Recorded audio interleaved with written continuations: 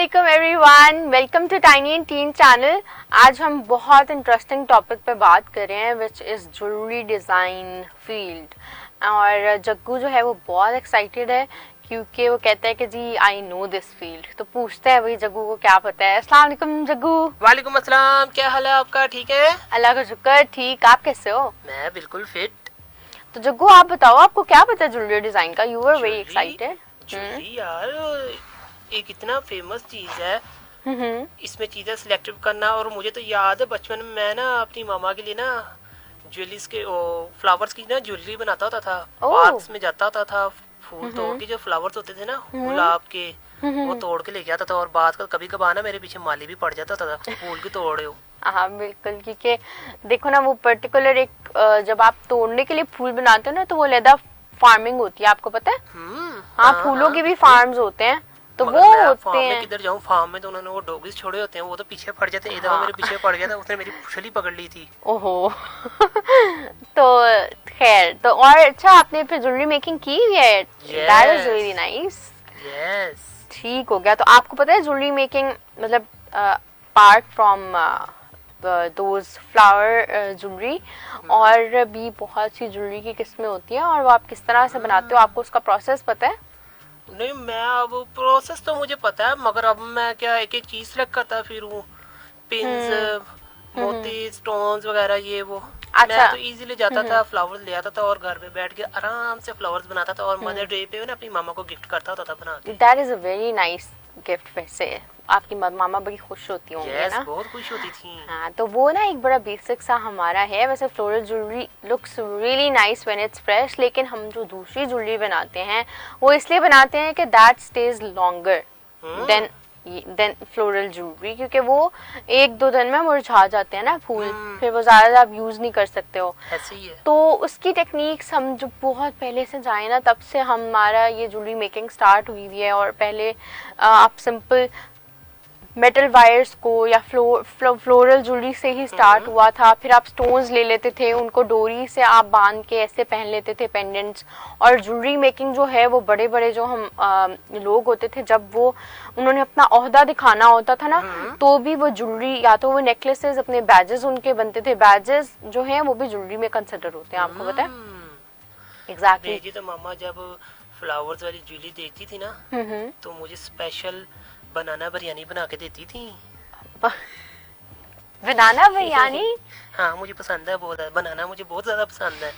Okay, चलिए अच्छी होती होगी, ठीक है, आपको अच्छी लगती है। बहुत यम्मी। ओके, तो मैं आपको बता रही थी ज्वेलरी मेकिंग का। और आपको पता है अब जो ज्वेलरी मेकिंग होती है, अब तो खैर इतनी एडवांस टेक्निक्स आ गई हैं। अगर आप चाहो ना तो मैं आपको बता सकती हूँ कि जी आप किधर से जाके मटेरियल सोर्स करो और आपको सारी वो चीज़ें मिल जाएंगी। हुक्स मिल जाएंगे और आपको बेसिक रिंग्स, सिर्फ आपको रिंग एक मिल जाएगा, उसके ऊपर आपने जो स्टोन्स लगाने हैं, जो भी करना है आप कर सकते हो। इसी तरह ब्रेसलेट का रिंग मिल जाएगा।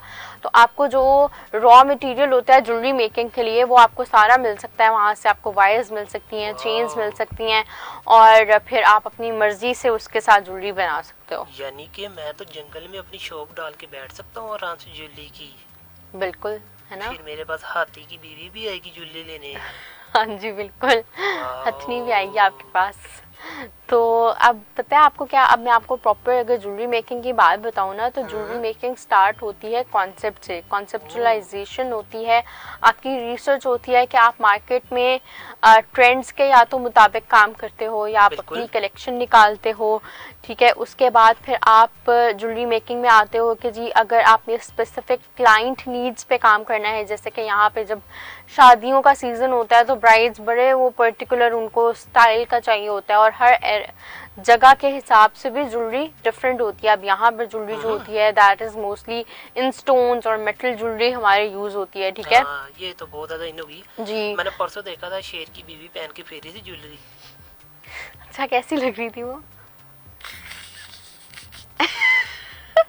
ओके, मैं समझ गई हूँ। तो अब आप देखो कि जहाँ पे अगर आप कोस्टल एरियाज में जाओ ना, जहाँ पे बीच होती है और समुंदर होता है, वहाँ पे सीप से ज्वेलरी बनाते हैं वहाँ पे, है ना?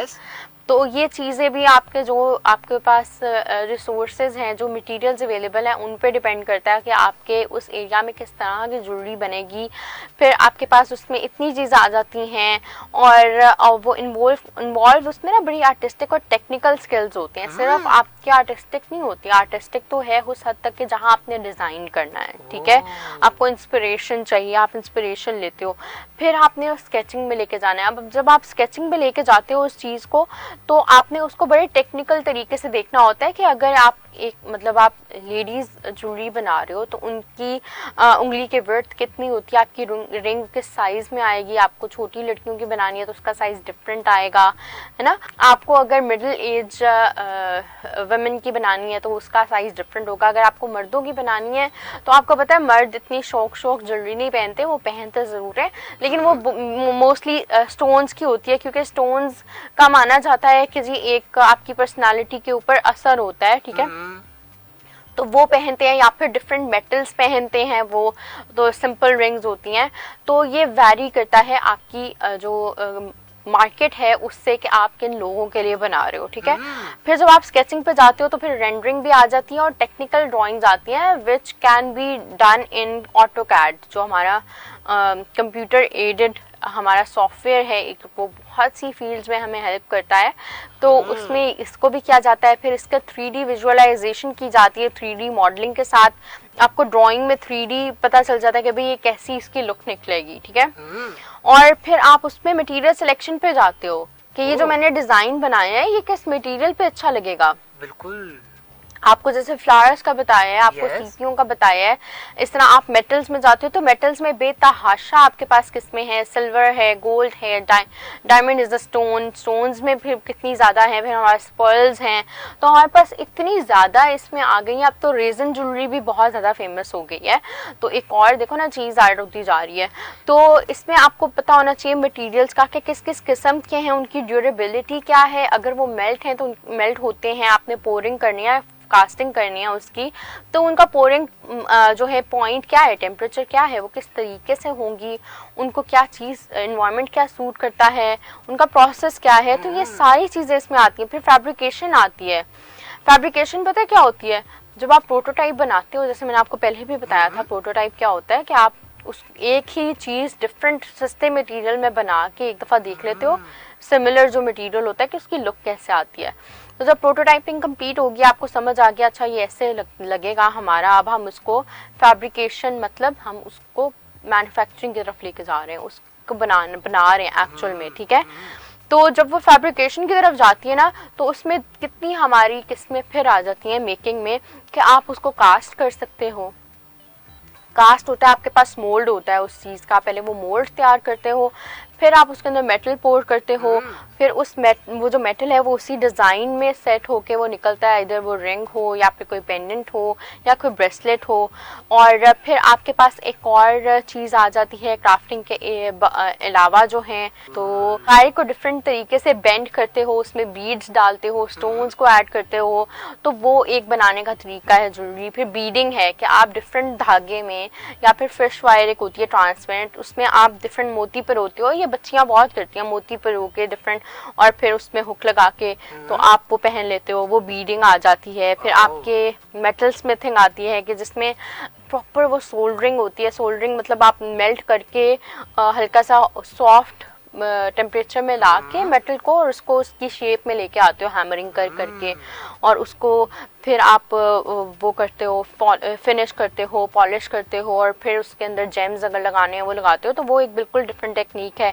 कास्टिंग का मैंने आपको बताया है। अच्छा, एक और चीज़ होती है इनामलिंग। इनामलिंग होती है कि जी आप जो ग्लास है ना, पाउडर होता है मोल्टन, जो आपका पाउडर्ड ग्लास होता है, उस पाउडर्ड ग्लास को आप मेटल के साथ मेल्ट करके तो एक और सरफेस उसमें आ जाती है, डेप्थ आ जाती है, तो वो एक और एक्रेलिक ज्वेलरी भी अब बहुत बनती है। और उसके अलावा फिर हमारी आ जाती हैं यहाँ पर मेटल क्ले। आपको पता है मेटल क्ले क्या होती है? क्या होता है? वो एक क्ले ही होती है, लेकिन उसमें जो है हमारे पास जो उसके पार्टिकल्स होते हैं ना, वो मेटेलिक होते हैं। लाइक सिल्वर हो गया, गोल्ड, सिल्वर और ब्रॉन्ज हो गया, वो मिक्स्ड होते हैं, ठीक है। और उस बाइंडर के साथ, एक बाइंडर के साथ ये मेटेलिक आपकी जो पाउडर होता है वो मिक्स्ड होता है और वो क्ले की फॉर्म बन जाती है। फिर आप उसको जो शक्ल देना चाहो स्कल्पचरल रिलेटेड, अगर आप ज्वेलरी बना रहे हो बड़ा, तो फिर वो उस तरह उस चीज़ में बनेगी। तो आप उसको उसकी शेप में देते हो, फिर आप जब वो शेप आ जाती है उसके साथ, तो फिर आप उसको किन में फायर करते हो प्रॉपर, ठीक है। और फिर वो उसकी शक्ल में वो पक्की हो जाती है और तैयार, फिर आप फिनिश और पॉलिश करते हो उसके साथ। फिर एक और है lost wax casting. Lost wax casting में क्या होता है कि आप जो भी मटेरियल यूज़ कर रहे होते हैं ना, उसका ऑर्गेनिक होना ज़रूरी होता है। तो जब आप उस मोल्ड के जैसे एक टहनी है, ठीक है, लाइक दिस स्टिक, आपको मैं बता दूं, अब अगर मुझे एक बड़ी थिन से रॉड चाहिए ज्वेलरी के लिए, तो मैं ये लकड़ी है ना, तो मैं उसमें डालूंगी ना, तो वो जब मोल्ड को मैं अंदर डाल दूंगी अवन में, ठीक है। तो वो स्पेशल अवन होता है, उसके अंदर वो जब बर्न करेगा ना इसको, तो ये सारी राख उसके अंदर से निकल आएगी और एक मोल्ड बन जाएगा उसका। लॉस्ट वैक्स कास्टिंग उसको कहते हैं कि लॉस्ट द एक्चुअल जिसने कास्ट बनाया ना, जिस चीज़ ने, वो दैट इज़ लॉस्ट नाउ, वो वेस्ट हो जाता है। फिर आप उस मोल्ड में पोर करते हो मेटल और वो आपकी ज्वेलरी बन जाती है, ठीक है। उस वो आपके मतलब एक मटेरियल रेडी हो जाता है ज्वेलरी के लिए। तो आप ये देखो कितने बेतहाशा इसमें चीज़ें हैं। आपको मेटल्स की स्टडी करनी पड़ती है, आपको केमिस्ट्री आनी चाहिए, आपको डिफरेंट केमिकल उसमें यूज़ होते हैं, क्योंकि पॉलिशिंग भी आपने करनी होती है, सोल्डरिंग, और हाथों का बड़ा काम होता है ज़ोर वाला। तो आपके हाथ भी, आपने देखा होगा कि अगर आप देखो कभी जाके, तो जो मेटल से काम कर रहे होते हैं उनके हाथ बड़े काले हुए होते हैं। तो ये एक बड़े मज़े की एक और है, लाइक इसमें आर्टिस्टिक भी आ जाती है चीज़ और बड़ी एक टेक्निकलिटी भी है इस फील्ड में। बड़े मज़े की फील्ड है ज्वेलरी डिज़ाइन। तो अगर आप नेक्स्ट अगर कभी बनाओ ज्वेलरी डिज़ाइन, तो आप कोशिश करना आप फ्लोरल से हटके कोई डिफरेंट टाइप्स की चीज़ें बनाओ और मज़ा आए आपको ताकि उस चीज़ में। हाँ बिल्कुल, मैं तो दूसरी भी बनाऊंगा जरूर। चलें, और मदर डे पे ना अपनी मामा को वो वाली गिफ्ट करूंगा। चलें, आपने हमें भी दिखानी है, ठीक है। बिल्कुल चलने डन हो गया। तो thank you so much guys for following our series. और हमारी यही कोशिश है कि हम आपको जितनी ज़्यादा फील्ड्स के बारे में बता सकें, आर्ट एंड डिज़ाइन से रिलेटेड, वो बताएं और उनकी एक्सरसाइजेस कराएं, उनके कॉन्सेप्ट्स क्लियर करें, ताकि आपको पता चले कि भाई आप जो करते हैं, आपका जो शौक़ है, क्या वो आप इसको परसू कर सकते हैं एक्चुअली। तो आपने लाइक ज़रूर करना है, शेयर करना है, ताकि आप भी हमारी सपोर्ट बनेंगे और हम आगे अपना काम मज़ीद बढ़ा सकेंगे, है ना जग्गू। और इन्होंने क्या करना है बताएं आप। बिल्कुल दोस्तों, आपने हमें सपोर्ट करना है ताकि हम आपके लिए इस तरह की इन्फॉर्मेटिव वीडियोस लेके आएँ। बिल्कुल, और आपको बहुत अच्छी चीज़ें बनानी सिखाएं। और इन्होंने क्या करना है, लाइक कर लिया, शेयर कर लिया, सब्सक्राइब करना है, कमेंट करना है, और मुझे तो स्पेशली लाइक करना है। और बेल आइकन को दबाना है, कैसे ठीक है। तो don't forget to press the bell icon ताकि आपको अलर्ट्स मिले हर वीडियो की। Thank you so much, till next video, अल्लाह हाफिज़, बाय। अल्लाह हाफिज़, टाटा, बाय बाय।